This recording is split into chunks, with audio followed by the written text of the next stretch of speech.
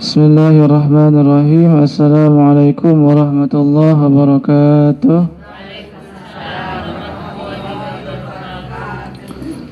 Alhamdulillahi rabbil alamin wa bihi nasta'inu ala umuri dunya waddin. Wassalatu wassalamu ala asyrafil anbiya'i wal mursalin, imamil muttaqin sayyidina Muhammad wa ala alihi wa sahbihi ajma'in, amma ba'd.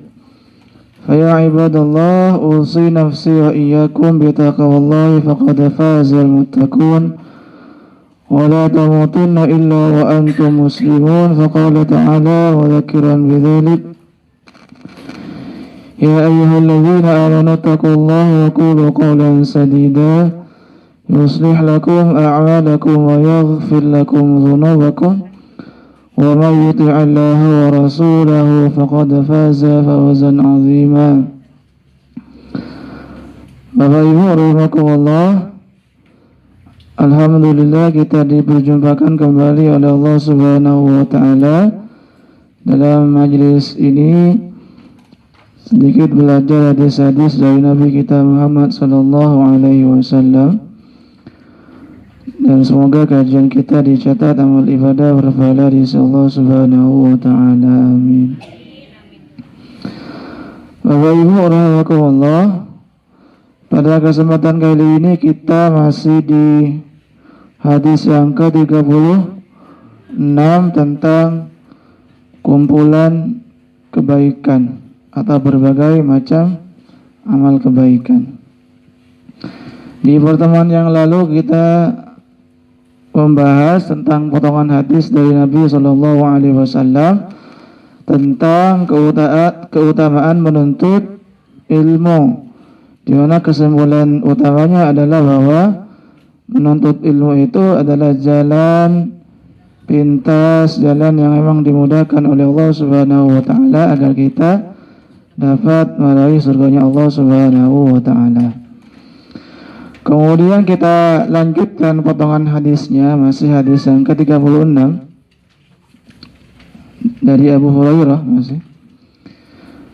Kata Nabi kita Muhammad sallallahu alaihi wasallam, "Wa ma jatama'a qaumun fi baitin min buyutillah." Tidaklah sekelompok orang berkumpul di rumah-rumah Allah. Jadi tidaklah sekelompok orang atau suatu kaum berkumpul di rumah Allah atau masjid lah, rumah Allah itu maksudnya. Tidaklah suatu kaum atau sekelompok orang berkumpul di rumah-rumah Allah atau masjid-masjidnya Allah. Apa yang mereka lakukan? Yatluna kitaballah wa yatadarasuna bainahum. Mereka membaca dan mempelajari Al-Quran atau kitab Allah. Kami ulangi, tidaklah suatu kaum berkumpul di rumah-rumah Allah atau masjid-masjidnya Allah. Mereka membaca dan mempelajari Al-Quran atau kitab Allah. Illa nazalat alaihimus sakinah, kecuali akan turun ketenangan bagi mereka. Wa ghasyiyatuhur rahmah, dan mereka akan diliputi rahmat Allah. Akan turun ketenangan bagi mereka atau untuk mereka. Wa ghasyiyatuhur rahmah, dan mereka akan diliputi rahmat Allah. Kata Mas Ridwan, rahmatnya Bujirah katanya. Enggak, ini rahmatnya Allah. Mana ada Bujirah? Wa ghasyiyatuhur rahmah, dan mereka akan diliputi rahmat Allah. Wa haffathumul malaika, dan akan dikelilingi para malaikat. Wa dzakarahumullahu fi man 'indah, dan Allah akan menyebut-nyebut mereka di hadapan makhluk-makhluknya yang lain. Jadi dan mereka akan dikelilingi malaikat dan Allah menyebut-nyebut mereka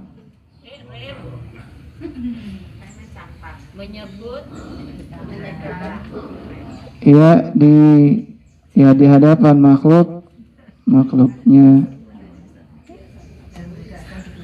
yang lain.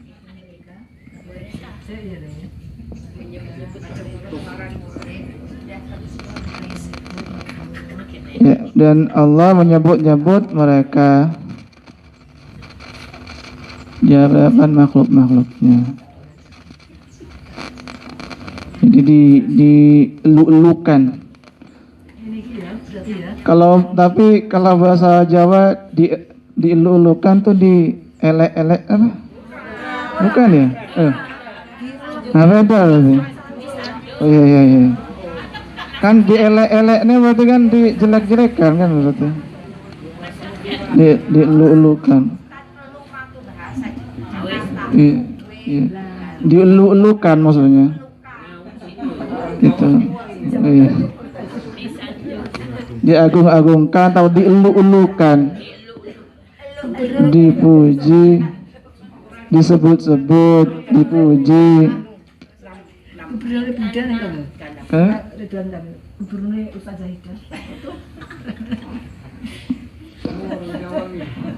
Ya kecuali itu Pak Iqbal juga.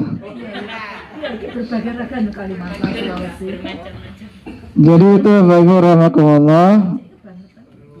Jadi kita ulang sekali lagi, tidaklah suatu kaum berkumpul di rumah-rumah Allah, mereka membaca dan mempelajari Al-Quran, kitab Al-Quran, kecuali akan turun ketenangan atas mereka dan akan diliputi rahmat Allah dan dikelilingi para malaikat. Kemudian Allah menyebut-nyebut mereka di hadapan makhluk-makhluknya yang lain.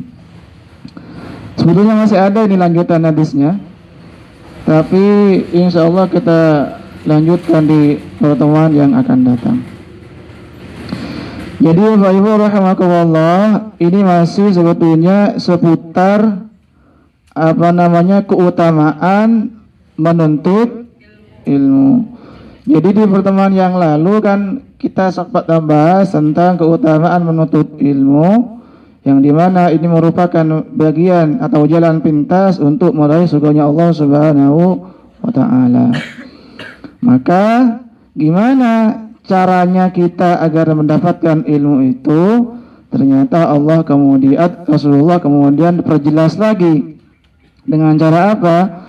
Yaitu membaca dan mempelajari Al-Qur'anul Karim. Karena ini sebetulnya adalah sumber ilmu. Quran itu adalah sumber ilmu, sumber ilmu.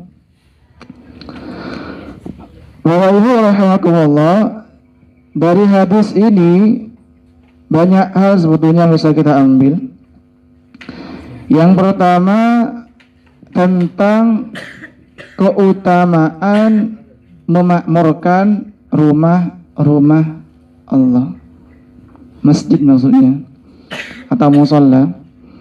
Jadi keutamaan menghidupkan, memakmurkan masjid. Keutamaan apa? Memakmurkan, meramaikan. Tapi meramaikan ini bukan diisi dengan karaokean Bapak Ibu ya. Maksudnya meramaikan di sini adalah meramaikan masjid dengan aktivitas-aktivitas ibadah. Jadi kata Rasulullah SAW, tidaklah suatu kaum berkumpul di rumah-rumah Allah atau masjid. Itu artinya memang bahwa ada keutamaan tersendiri bagi orang-orang yang berusaha untuk memakmurkan masjid. Ya, banyak cara sebetulnya untuk memakmurkan masjid. Ya, dibersihkan, diisi dengan taklim, diisi dengan pengajian-pengajian, kemudian sholat jamaahnya ramai dan seterusnya. banyak cara agar kita termasuk orang-orang yang memakmurkan rumah-rumah Allah Subhanahu wa taala. Dan ini memang dipuji oleh Allah dalam sebuah ayat di dalam Al-Qur'anul Karim, orang yang memakmurkan masjid. Allah sebutkan misalkan di dalam Al-Qur'anul Karim surah At-Taubah, ya betul. Ada Ustazah Bali soalnya. Ustazah ada. At-Taubah surah ke-9 ayat ke-17-18, kata Allah, innama ya'muru masajidallahi man amana billahi wal yawmil akhir, dan seterusnya itu. 18 kalau yang saya baca tadi. 17-18 sebetulnya bisa juga. Jadi kata Allah Subhanahu wa taala, innama ya'muru masajidallahi man amana billahi wal yaumil akhir wa aqama as-salata wa ata az-zakata, dan seterusnya. Falam yakhsha illallah fa'asa ulaika ay yakunu minal muhtadin. Jadi sungguhnya orang yang memakmurkan masjid-masjidnya Allah itu adalah orang yang betul-betul memiliki apa? Keimanan. Innama ya'muru masajidallahi man amana billahi wal yawmil akhir. Atau mungkin salah satu memakmurkan masjid adalah ibu-ibu masak untuk apa biasanya? Untuk pengajian, kan ada tambulnya kata orang Jawa. Kalau kata orang Madura itu tambul. Bunur gak ngerti tambul. Jadi ada apa namanya? Ada hidangannya. Jadi sebagian dari upaya untuk memakmurkan masjid, atau mungkin juga infaknya dan seterusnya untuk kemakmuran masjid. Misalkan musola Sakinah ini, siapa yang bangun musola Sakinah ini? Ya Sakinah itu ya. Dan seterusnya, insya Allah orang-orang yang terlibat, katakanlah ya, yang memakmurkan masjid apa musola ini, Sakinah ini, insya Allah termasuk orang-orang yang dipuji keimanannya oleh Allah Subhanahu wa taala.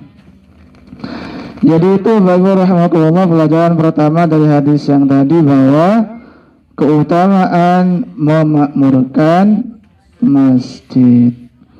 Termasuk juga ayat di Quran surah An-Nur. Lagi-lagi An-Nur ketemu terus dengan surah An-Nur.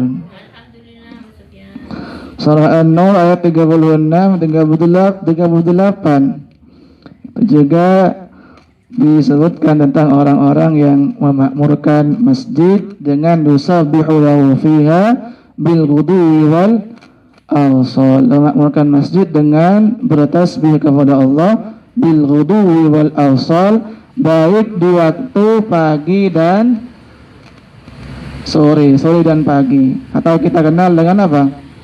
Zikir pagi dan petang atau sore. Termasuk di bulan Ramadan kan masjid biasanya makin makmur Bapak Ibu ya. Ada sholat tarawih, ada witir juga di masjid. Termasuk juga di 10 hari terakhir bulan Ramadan, malam-malam terakhir bulan Ramadan juga diisi dengan qiyamul lail dan seterusnya. Termasuk bagian dari memakmurkan masjid itu, menghidupkan masjid itu adalah dengan bersih-bersih Pak Ibu ya. Apa bersih? Bersih. Sebagaimana yang disampaikan oleh Pak Safari dulu ketika itu di mana? Ketika pas pengajian di pondok di musola bawah, Pak Safari sempat bercerita tentang Ummu Mihjan katanya. Perempuan yang kesehariannya menjadi apa? Ya bersih masjid. Ternyata kemudian dipuji oleh Rasulullah Shallallahu Alaihi Wasallam. Walau padahal ketika itu tidak banyak orang yang respect kepada Ummu Mihjan ini. tetapi ternyata kemudian dimuliakan oleh Rasulullah Shallallahu Alaihi Wasallam. Jadi itu Bapak rahimakumullah yang pertama tentang keutamaan memakmurkan masjid. Kemudian pelajaran kedua yang bisa kita ambil dari hadis ini bahwa zikir yang paling utama itu adalah membaca Al-Quran. Apa? Zikir yang paling utama adalah membaca Al-Quran. Ini sudah sepakat sebetulnya ulama ya, hampir sepakat, ijma' sudah, bahwa zikir yang paling utama itu adalah Al-Quranul Karim. Kita membaca Subhanallah, membaca Alhamdulillah, membaca Allah Akbar itu punya keutamaan tersendiri, punya kemuliaan, dihitung pahala oleh Allah Subhanahu wa taala. Tetapi zikir yang paling utama adalah dengan membaca Al-Qur'an. Ya, makanya ini udah digalakkan ini, belajar membaca Al-Qur'an, entah itu di Masjid Al-Aqsa atau mungkin juga di Musalla Sakinah. Upaya untuk mempelajari atau membaca Al-Quranul Karim, karena itu adalah merupakan zikir yang paling utama. Ya, bagaimana tidak Bapak Ibu rahimakumullah, satu huruf dihitung minimal ya 10 kebaikan. Kata Rasulullah sallallahu alaihi wasallam, "Walam aqul alif lam mim harfun, walakin alifun harfun, lamun harfun, mimun harfun." Kata Rasulullah, saya tidak mengatakan alif lam mim itu satu huruf, tetapi alifun harfun, alif satu huruf, lamun harfun, lam satu huruf, mimun harfun, mim juga satu huruf. Jadi kita membaca alif lam mim misalkan, itu sudah berapa huruf? 3 huruf, dan itu minimal mendapat balasan 30 kebaikan. Jadi mulai sekarang baca alif lam mim sebanyak-banyaknya ya. Enggak begitu juga, Bapak, enggak begitu juga. Gitu. Alif lam mim sebanyak-banyaknya. Atau Yasin, begitu diulang-ulang terus. Nun misalkan.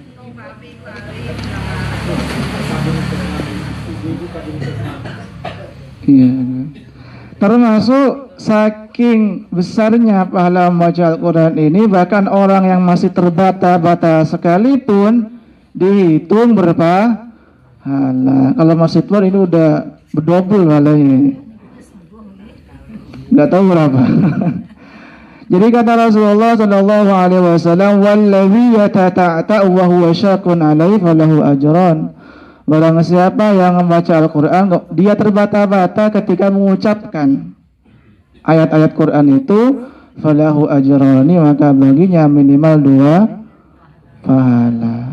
Itu misalkan masih Iqra 1 misalkan, atau masih Ummi jilid 1 Umi, gak apa-apa, itu masih juga ada nih nilainya, ada pahalanya, insyaallah. Jadi itu Bapak Ibu, dinilai satu huruf, dinilai termasuk orang yang masih terbata-bata dalam membaca Al-Quran, dinilai oleh Allah Subhanahu wa ta'ala. Kemudian Bapak Ibu rahimakumullah, jadi kami sampaikan tadi bahwa yang pelajaran kedua bisa kita ambil dari hadis ini, bahwa zikir yang paling utama adalah dengan membaca Al-Quranul Karim. Kemudian yang ketiga, pelajaran yang ketiga yang bisa kita ambil dari hadis ini, bahwa juga keutamaan mempelajari atau mengajarkan Al-Quran. Udah dahsyat sekali ini. Kayaknya orang sini udah dahsyat semua ini. Kan pengajar Quran semua ini. Ada ustazah siapa gitu. Ada ustazah Ida gini, dan seterusnya.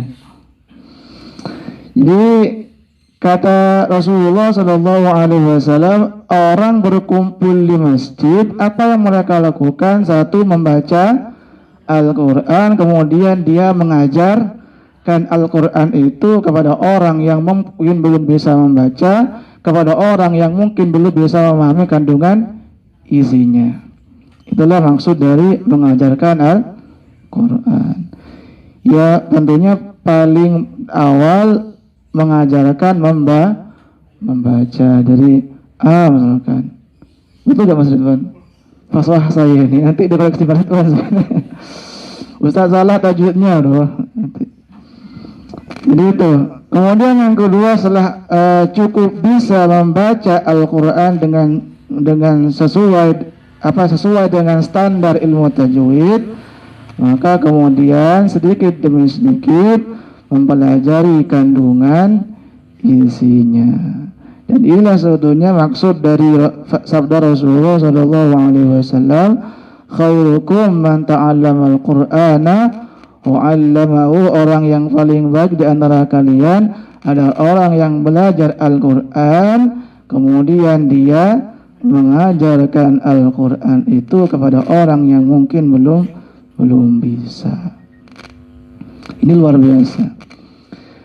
Dan mengajar Al-Quran ini, Bapak Ibu rahimakumullah, salah satu sifat permanen yang melekat kepada Nabi. Dahsyat kan ya? Jadi pengajar Quran itu, mengajar Al-Quran itu adalah satu sifat permanen yang melekat kepada Rasulullah SAW. Jadi Nabi itu adalah guru Al-Quran gitu ya. Jadi Nabi itu guru Quran.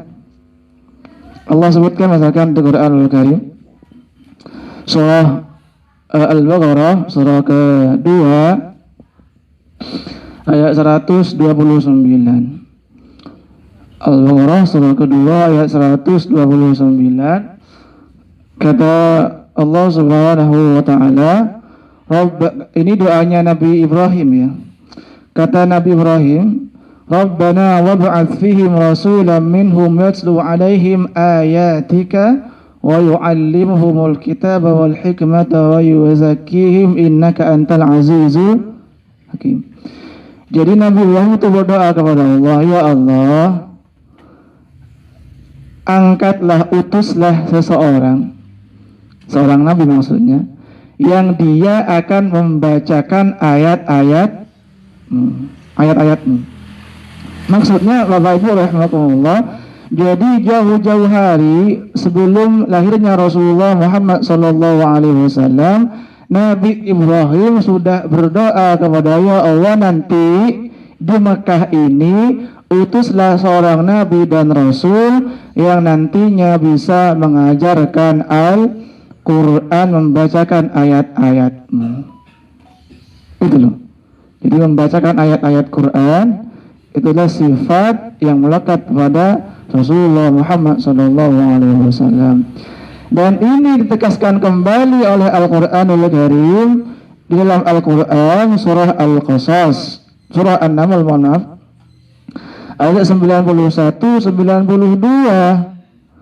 Kata Rasulullah SAW, ayat 92-nya, wa an atluwal Quran, saya itu diperintahkan oleh Allah an atluwal Quran, untuk membacakan Al-Quran. Membacakan itu berarti butuh objek atau tidak? Kalau kita menyebut kata membacakan, itu berarti butuh objek atau tidak, Ibu? Butuh objek kedua kan? Saya membaca Al-Quran, tidak butuh objek yang kedua.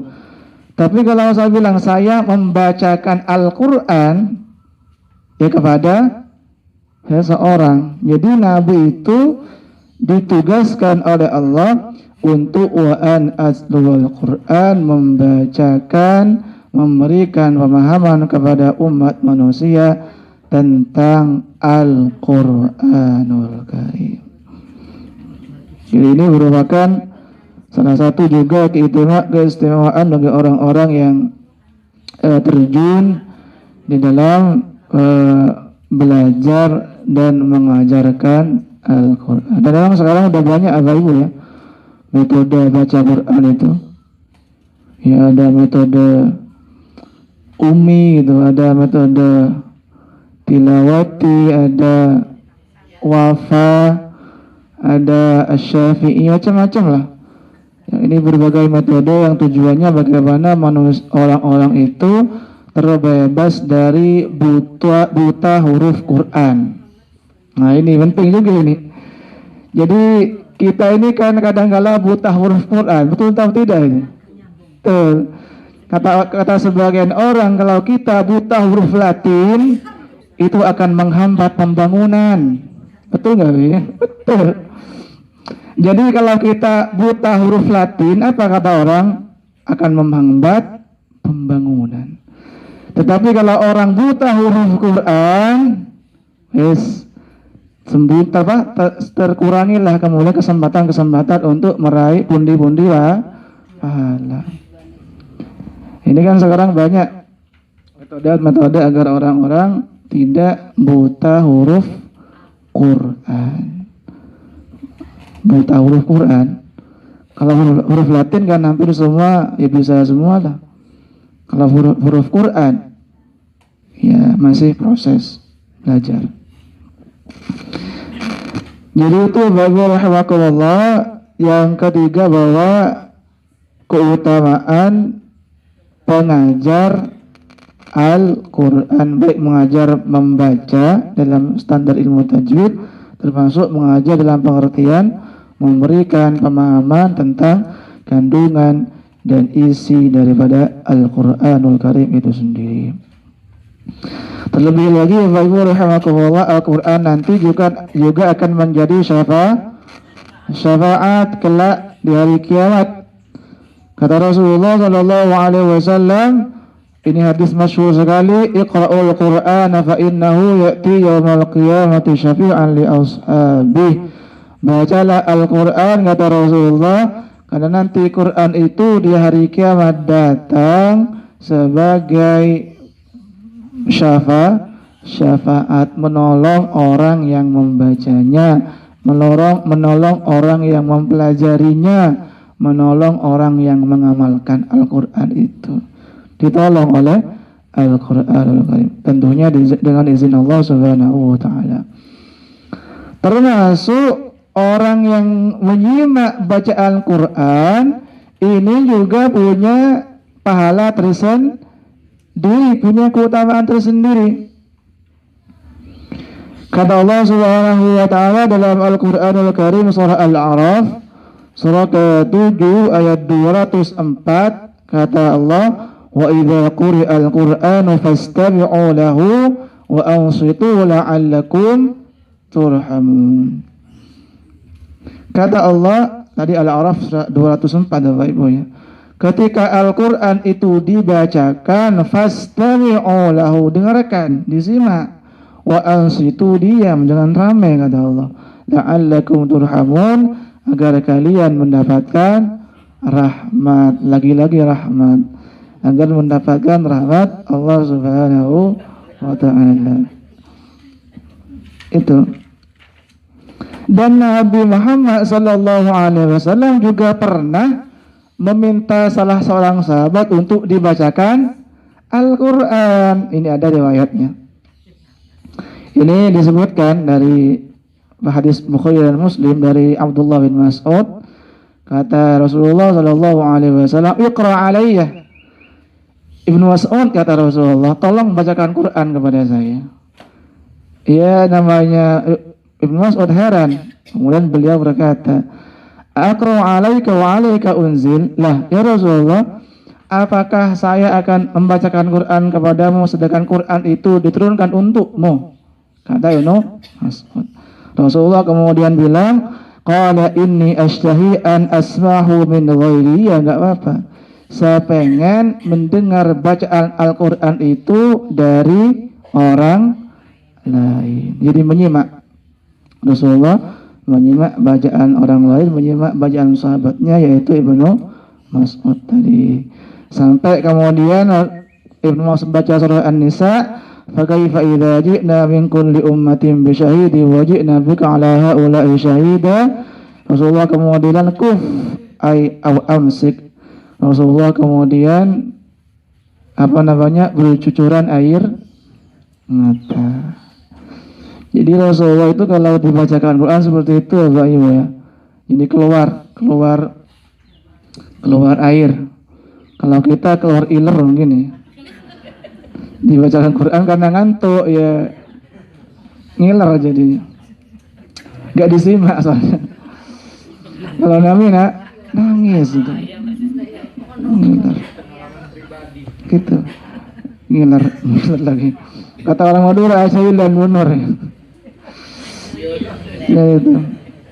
Jadi bercucuran air mata karena Nabi itu Bapak Ibu rahimakumullah, ketika Nabi itu ketemu dengan ayat tentang surga, Nabi itu memohon surga.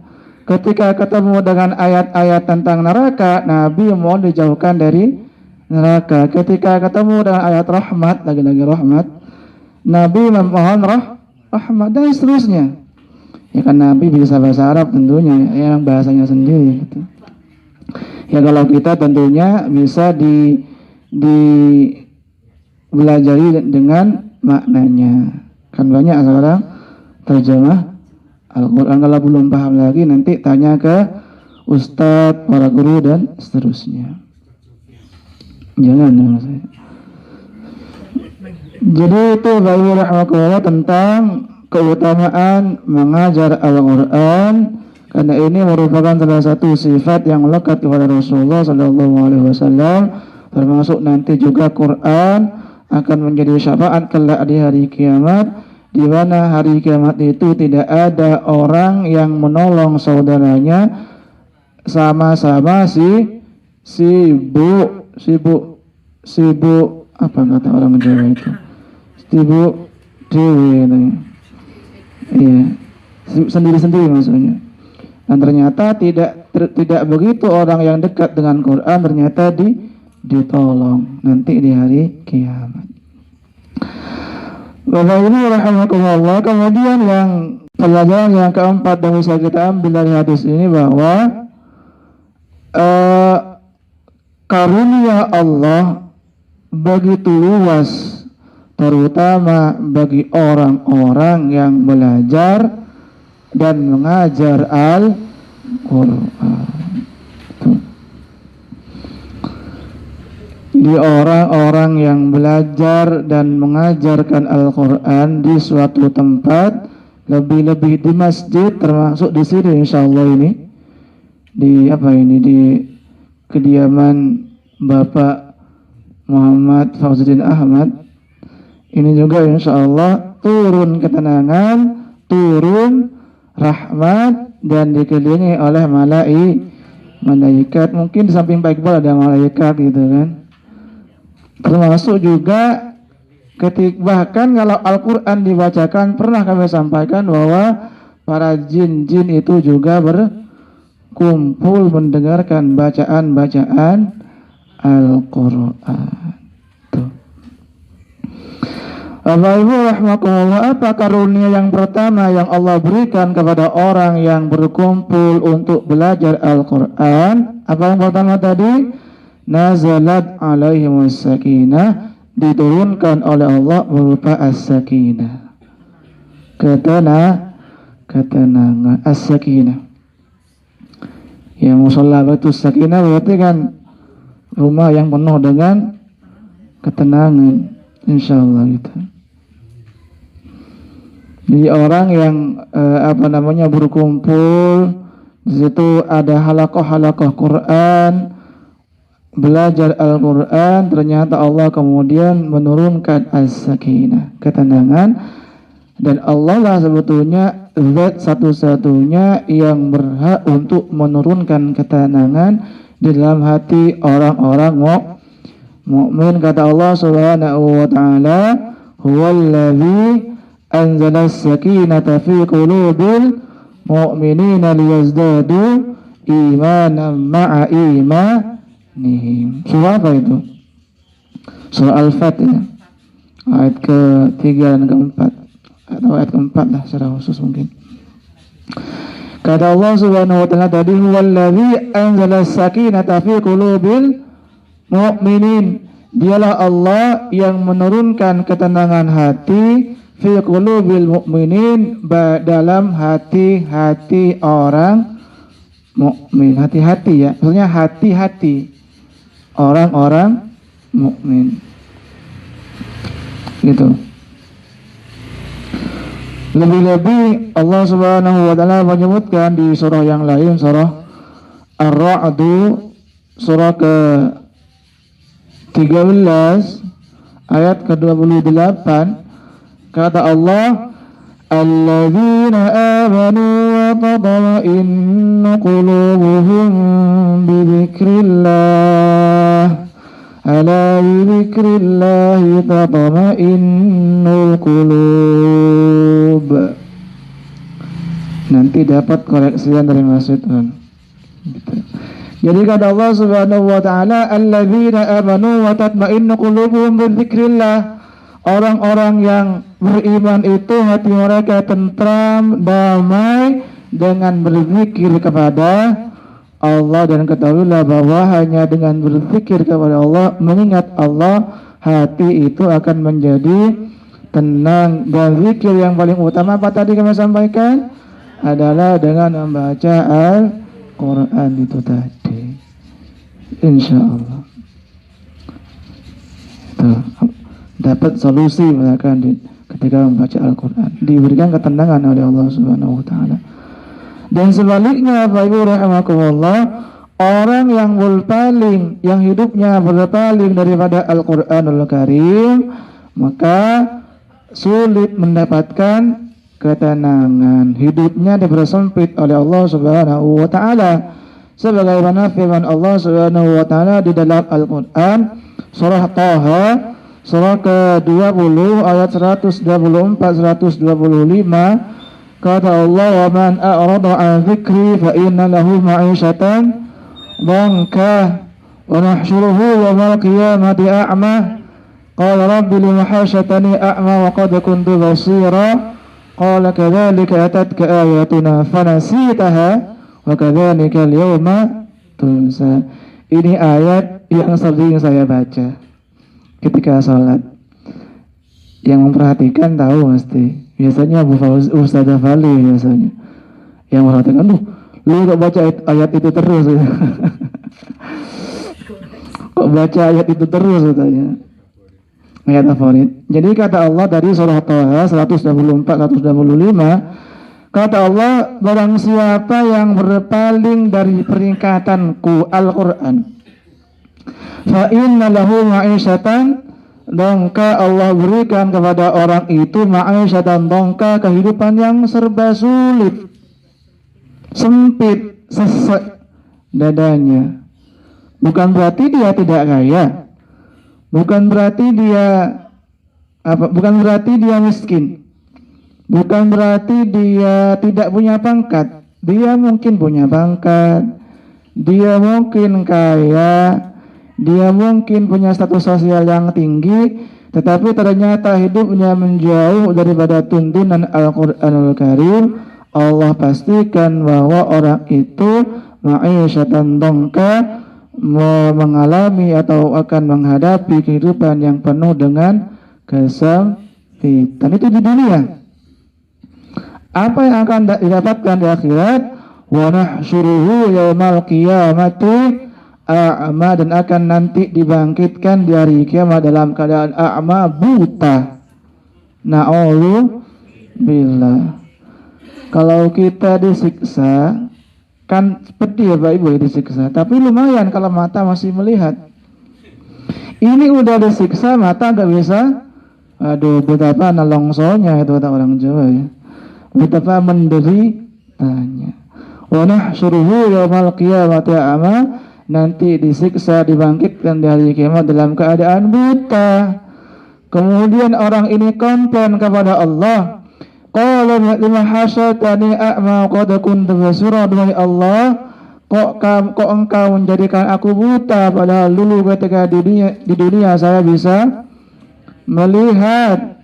Allah kemudian memberikan jawaban yang kata orang sekarang makjleb katanya, atau jawaban yang menohok, kata orang mana itu, orang-orang kulo katanya. Apa kata Allah? Dahsyat sekali argumennya Allah ini. Kata Allah, qala kadzalika atatka ayatuna fanasitaha wa kadzalikal yawma tunsa. Begitulah kata Allah. Kamu di dunia melupakan ayat-ayatku, kamu sekarang menjadi orang yang juga terlupakan. Dah selesai, impas jadinya kan. Karena melupakan Quran, dilupakan oleh Allah Subhanahu wa ta'ala. Selesai itu. Ini argumentasi yang udah selesai, yang bagus sekali itu. Ya Allah gitu kan, argumentasinya ya logis itu, jelek pada orang-orang. Jadi itu Bapak Ibu karunia Allah yang pertama yang Allah berikan kepada orang-orang yang membaca dan belajar Al-Quran. Allah turunkan berupa ketenangan hati. Al-insyirah. Apa insyirah itu? Insyirah itu keluasan hati maksudnya. Apa bahasa Jawanya ya? Ya itu. Oh iya, jembar bahasa Jawanya. Betul. Jembar, betul. Kalau bahasa Maduranya jember. Bukan Jember ya, jember. Sebetulnya itu bahasa Madura yang kemudian dijawakan ya. Jadi mengambil dari bahasa Madura.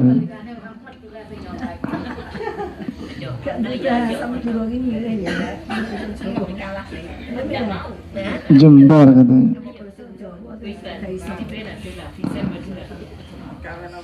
Kemudian itu yang pertama. Kemudian juga orang yang membaca dan belajar Al-Quran, Allah akan turunkan rahmat. Jadi halaqah itu akan dikelilingi oleh rahmat Allah Subhanahu wa ta'ala. Insyaallah termasuk halaqah kita ini dikelilingi rahmat Allah Subhanahu wa ta'ala, karena di halaqah ini, di majlis ini juga kita bacakan ayat-ayat Al-Quran. Rahmat itu maknanya kasih sayang Bapak Ibu ya. Kasih sayang Allah bagi orang-orang mukmin di dunia, lebih-lebih nanti di akhirat. Padahal kasih rahmat Allah itu di dunia hanya berapa? 1% doang, katakanlah seperti itu ya. Adapun 99% dari rahmat Allah itu Allah berikan nanti, Allah sempurnakan nanti di akhirat. Jadi satu rahmat Allah itu Allah bagi di dunia, di mana induk singa tidak memakan anaknya, saking itu rahmat Allah. Apalagi nanti 99% katakanlah rahmat Allah itu yang Allah tunaikan, Allah bayarkan kontan kepada orang-orang yang beriman. Sekarang ini masih DP-nya Bapak Ibu ya. Masih DP. Tunainya nanti di akhirat. Kemudian Bapak Ibu rahimahullah, yang ketiga akan dikelilingi, diliputi oleh para malaikat. Terus apa yang malaikat lakukan? Memohonkan ampun kepada orang-orang yang belajar Al-Quran dan mengajarkan Al-Quran. Allah sebutkan di Quran di surah apa itu namanya, surah Ghafir. Surah Ghafir itu nama lainnya surah Al-Mu'min ya. Surah Ghafir surah ke-40 ayat ke-6. Bukan, beda. Al-Mu'min dan Al-Mu'minun itu beda ya. Jadi Al-Mu'min itu nama lain di surah Ghafir. Kalau Al-Mu'minun beda lagi. Ayat 6 sampai 7, 8. Ini ayat yang juga sering saya baca. Kata Allah, alladzina yahmiluna al-arsha wa man hawlahum yusabbihuna bihamdi rabbihim wa yu'minuna bihi wa yastaghfiruna lilladzina amanu Rabbana wasi'ta kulla syai'in rahmatan wa ilma faghfir lilladzina tabu wattaba'u sabilaka wa qihim adzabal jahim. Lanjutannya, Rabbana wa adkhilhum jannati 'adnin allati wa'adtahum wa man salaha min abaihim wa azwajihim wa dhurriyyatihim innaka antal azizul hakim wa qimus sayyi'at wa man taqis sayyi'ati yawma idzin faqad rahimta wa dzalika huwal fawzul mubin al-ayah, dan seterusnya. Jadi kata Allah Subhanahu wa taala, para malaikat itu yusabbihuna, kemudian wa yastaghfiruna lilladzina amanu, para malaikat itu beristighfar atau memohonkan ampun untuk orang-orang mukmin, orang-orang yang secara khusus berada di halaqah-halaqah majelis-majelis ilmu. Kemudian tidak hanya dimohonkan ampun, Rabbana wasi'ta kulla syai'in rahmatan wa ilma faghfir lil ladzina tabu wattaba'u sabilaka wa qihim adzabal jahim. Wahai Allah, jauhkanlah orang-orang mukmin itu dari siksa api neraka. Lanjut, kemudian wa adkhilhum jannati adnin allati wa'adtahum wa man salaha min abaihim wa azwajihim wa dhurriyyatihim. Kemudian ya Allah, masukkanlah mereka ke dalam surga, termasuk nenek, bukan nenek moyang, siapa ya, leluhur mereka yang soleh dan solehah, kumpulkan kembali dengan orang-orang bersama orang-orang beriman itu. Kemudian waqimus sayyi'at, dan jagalah mereka orang-orang mukmin wahai Allah dari perbuatan-perbuatan kemaksiatan dan dosa. Itulah yang dilakukan oleh para malaikat kepada orang-orang mukmin, terlebih lagi kepada orang-orang yang aktif di majlis-majlis halaqah-halaqah Quran, diliputi, dikelilingi oleh malaikat. Sebetulnya masih banyak Bapak Ibu ya, ayat-ayat tentang malaikat itu memang mohonkan ampun kepada orang-orang mukmin. Yang terakhir Bapak Ibu rahimakumullah, ini udah hampir jam 5. Yang terakhir, yang keempat, keutamaan Allah yang Allah berikan kepada orang-orang yang aktif dalam halaqah Quran adalah Allah membangga-banggakan orang itu di hadapan makhluk-makhluknya yang lain. Kata Allah, tuh loh, lihat hambaku Iqbal Tawana lagi ngaji, gitu kan. Jadi seperti itu. Gitu Pak Iqbal, gitu kan. Lihat tuh, kata Allah, tuh lihat tuh hambaku sabar, gitu. Gitu Mas Ridwan, gitu kan, ngaji gitu. Jadi dibangga-banggakan oleh, dielu-elukan oleh Allah Subhanahu wa taala di hadapan makhluk-makhluknya yang lain. Tuh loh, lihat hambaku KPR Bloki 12 ada taklim, ada halaqah Quran, dibangga-banggakan oleh Allah Subhanahu wa taala. Padahal Bapak Ibu, kalau kita itu dibangga-banggakan rektor atau presiden, malah senangnya nggak karu-karuan biasanya.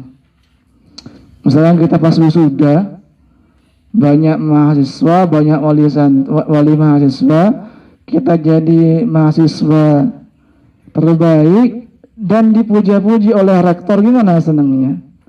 Nggak karu-karuan itu. Apalagi nanti ini dielu-elukan oleh Allah Subhanahu wa ta'ala. Udah nggak karu-karuan lagi bahagianya itu. Jadi itu mungkin Bapak Ibu rahimakumullah yang bisa disampaikan tentang fadilah, keutamaan orang yang berkumpul halaqah majlis yang di situ diisi belajar Al-Quran dan mempelajari atau mengajar Al-Quranul Karim. Semoga bermanfaat dan dicatat amal ibadah berpahala di sisi Allah Subhanahu wa taala. Kita tutup kajian ini dengan salam. Assalamualaikum warahmatullahi wabarakatuh.